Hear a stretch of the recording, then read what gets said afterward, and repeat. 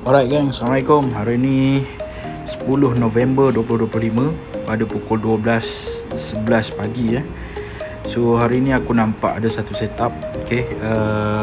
EMA 150 berada di atas, MA 50 berada di bawah. So kita masih lagi menganggap ia downtrend So dekat mana aku nak entry? Aku akan cuba untuk entry dekat area sini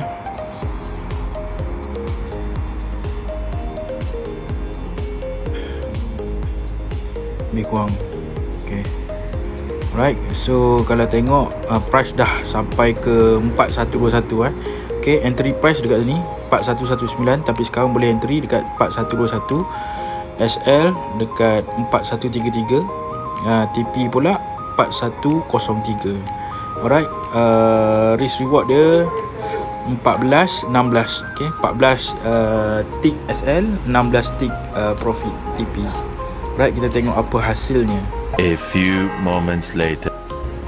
Alright gang, so bila kita tengok open market pada pukul 2.30 tadi, price melompat daripada area sini tadi 4110, dia terus pergi 4134, kemudian naik sampai 4145.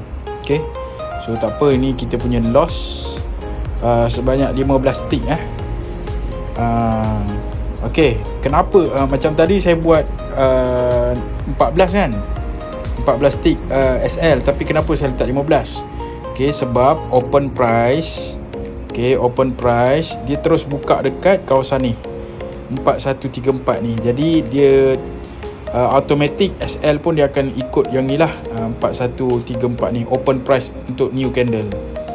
Alright, so 15 tick 15, kita rugi dalam 370.